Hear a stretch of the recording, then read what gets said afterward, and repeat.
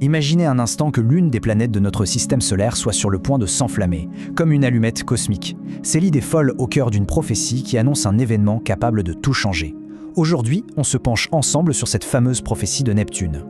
Alors, tout part d'une phrase assez mystérieuse.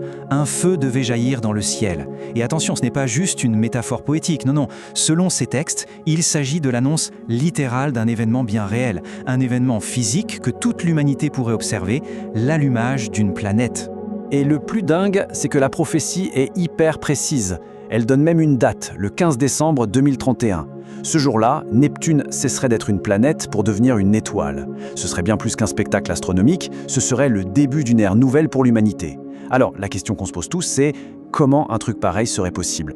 Oui, comment est-ce qu'une planète, surtout une géante de glace comme Neptune, pourrait bien se transformer en étoile ? Eh bien, figurez-vous que ces textes ne font pas que prophétiser. Ils tentent aussi d'expliquer le mécanisme qui serait à l'œuvre.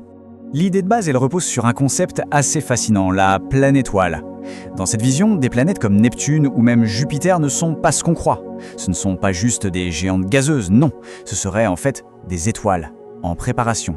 Des étoiles en devenir qui suivent un cycle d'évolution extrêmement long.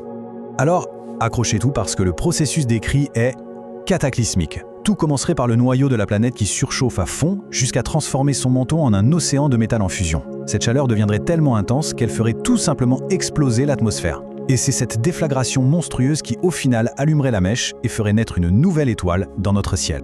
Ok, on a le comment technique si on veut. Mais la vraie question, c'est le pourquoi. Pourquoi cet événement et pourquoi maintenant ? Et là, on bascule dans une toute autre dimension.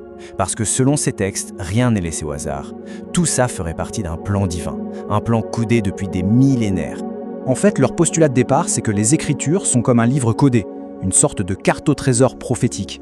Le vrai sens aurait été caché, exprès, scellé, en attendant un moment bien précis de l'histoire pour être enfin révélé, le nôtre, le temps de la fin, le temps de la révélation.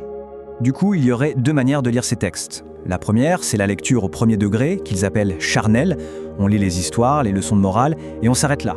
Mais il y a aussi la lecture spirituelle. Et là, c'est une autre paire de manches. On cherche à décoder le plan caché derrière les mots, à voir les allégories cosmiques, une sorte d'horloge prophétique. Et avec cette grille de lecture, plein de récits bibliques changent complètement de sens. La création de la lumière au premier jour, l'étoile des rois mages, le feu du ciel invoqué par Élie. Tous ces épisodes ne seraient en fait que des symboles, des avant-goûts pointant tous vers un seul et même événement à venir, l'allumage de Neptune. Mais ce n'est pas que du symbole, loin de là. La prophétie s'ancre dans un calendrier très précis, un véritable compte à rebours. Voyons ça de plus près. Le top départ serait donné en juillet 2030 avec un signe solaire étrange, une sorte d'avertissement. Puis vient le point d'orgue, le 15 décembre 2031, l'allumage, visible par tout le monde. L'année suivante, 2032, serait une année de grâce, un an pour que chacun comprenne. Et enfin, 2033, l'année du retrait, où ceux qu'on nomme les élus se mettraient à l'écart avant la fin de l'Ancien Monde. Et ce n'est pas tout. Si on fait le calcul entre le premier signe de juillet 2030 et la fin de l'année 2033, on tombe sur une période de 1260 jours. Et ce chiffre 1260 n'est pas anodin du tout. Pour ceux qui connaissent un peu les prophéties bibliques, c'est un nombre qui revient sans arrêt. C'est un chiffre clé. Ok, une nouvelle étoile, un calendrier précis. Mais concrètement, ça changerait quoi pour nous ? Eh bien, d'après ces textes, l'impact serait total. Une transformation radicale, à la fois pour l'humanité et pour la planète elle-même. L'allumage de Neptune serait carrément le point de bascule entre deux mondes.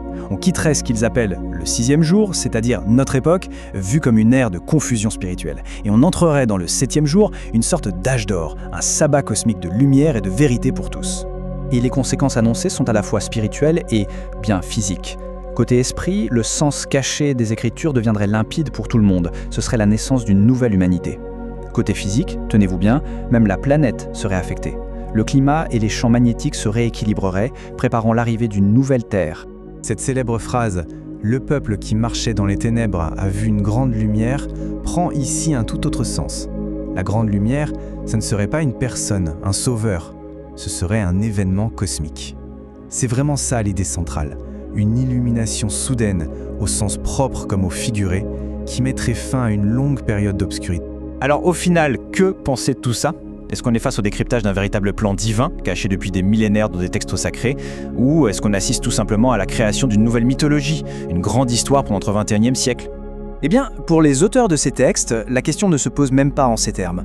Pour eux, la réponse n'est pas une affaire d'opinion ou de débat. Elle est écrite, là-haut, dans le ciel. Et elle devrait être visible par tout le monde à une date bien précise, le 15 décembre 2031.